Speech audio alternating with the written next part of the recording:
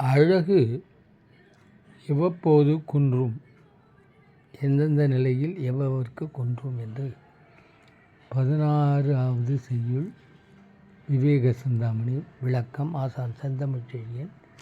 மெய்யறி மையம். கர்ப்பத்தான் மங்கையர்க்கு அழகு குன்றும், கேள்வியில்லா அரசனால் உலகம் பாழாம், துர்புத்தி மந்திரியாம் அரசுக்கு ஈனம், சொல்கேளாப் பிள்ளைகளால் குலத்துக்கு ஈனம், நற்பத்தி கற்பித்தால் அற்பர்களால் நற்பக்தி அல்லது புத்தி, நற்புத்தி கற்பித்தால் அற்பர்களார் நன்மை செய்யத் தீமை உடன் நயந்து செய்வார், அற்பரோடு இணங்கிடில் பெருமை தாழும், அரிய தவம் கோபத்தால் அழிந்து போவே என்று மிக அழகாக இங்கே இந்த நூற்பா நமக்கு செப்புகிறது. கர்ப்பம் அடைந்தால் நிச்சயம் பெண் அழகாகவா இருக்கிறாள்? அதன் பிறகு ஒரு அழகு குழந்தை பிறக்கலாம், அது வேறு.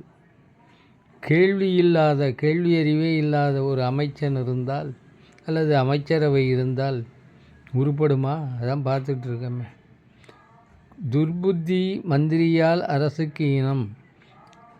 கெட்ட புகத்தை கற்பித்து கொண்டிருக்கிற ஒரு மந்திரி பக்கத்தில் அல்லது மந்திரிகள் இருந்தால் என்ன, அரசுக்கு குற்றங்கள் தான் வந்து சேரும். சொல்கேளா பிள்ளைகள் இருந்தால் அந்த குலத்துக்கே குடும்பத்துக்கே நாசம் வந்து விளைவிக்கும். நற்பத்தி கற்பித்தால் கற்பர்களால், நல்ல புத்தியை சொன்னாலோ அல்லது பக்தி என்று சொன்னது வச்சுக்கிட்டால் ரெண்டு விதமாக சொல்லப்பட்டிருக்கிறது. அது அற்பர்கள் கேட்க மாட்டார்கள். நன்மை செய்ய தீமையுடன் வந்து செய்வார். அது மட்டுமல்ல, கேட்காது மட்டுமல்ல, நன்மை செய்ய மாட்டான், தீமையை ஓடி வந்து துரத்துக்கிட்டே வந்து செய்வாங்கிறார்.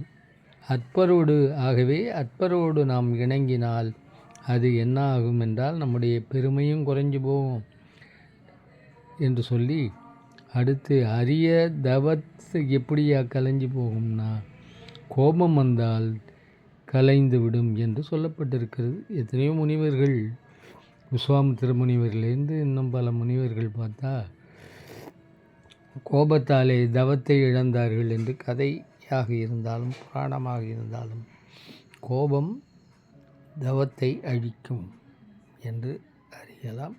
அருமையான செய்யுள். யார் மனத்தையும் புண்படுத்தாமல் பண்படுத்தக்கூடிய விவேக சிந்தாமணி செய்யுளை வாழ்த்துவோம். நன்றி, வணக்கம்.